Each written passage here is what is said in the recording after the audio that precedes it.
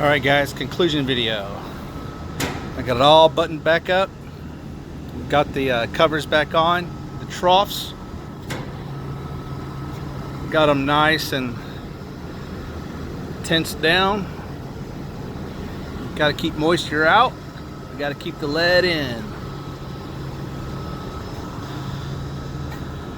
So the important takeaways of all this is this thing runs on power, and when these motors burn up or for breaker trips, you have a brownout, whatever, you need to know about it. And the only way that you're gonna know about it is if the power itself is monitored. And you probably have a fire alarm system, so it's easy to monitor power through a fire alarm system. In fact, that's what you say to your fire alarm guys.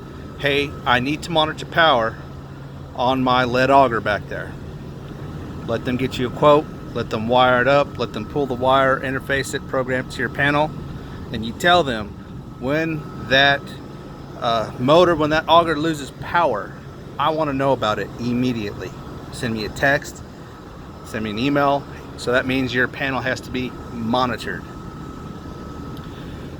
All right, that's one takeaway. Another takeaway is lead ingots. You know a lead ingot when you hear the squelching and squealing of that blade of the auger cutting into the lead that's inside the trough, and that lead isn't moving. Now, when that auger is cutting into the lead, it causes friction. Friction causes heat. Heat can be detected with your hand. It's putting it on the underside.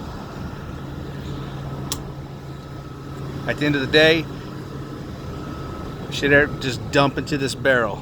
Should dump it to your barrel, and it should work. But you need to do inspections on it maybe once a month. When you hear the squealing, it means you have an ingot already formed, and that's what's causing the squealing. So you may have to go through all this drama of taking everything apart and putting it back together again.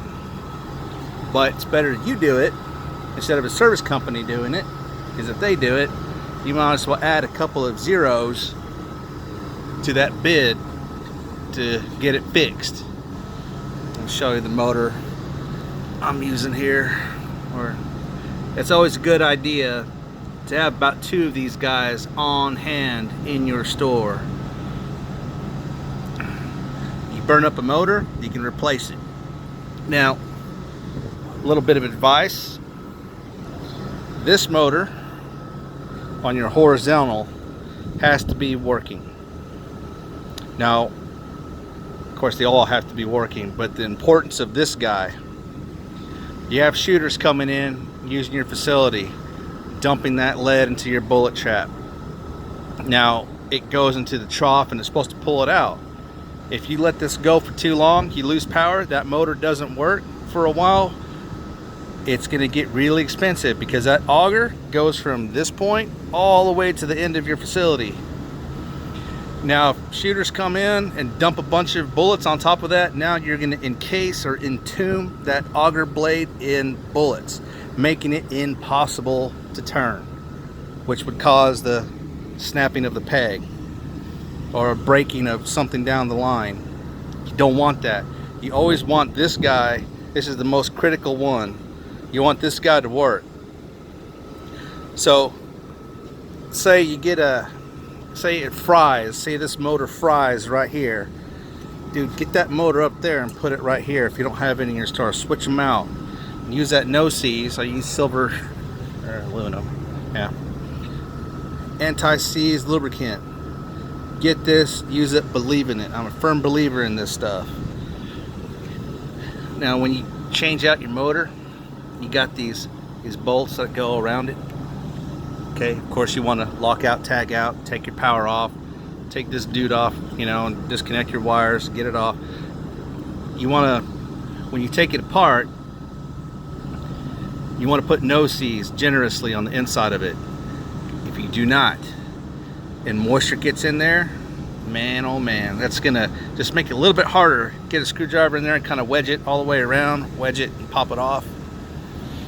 Say you get a new motor. Say you took my advice and got new motors from Nord.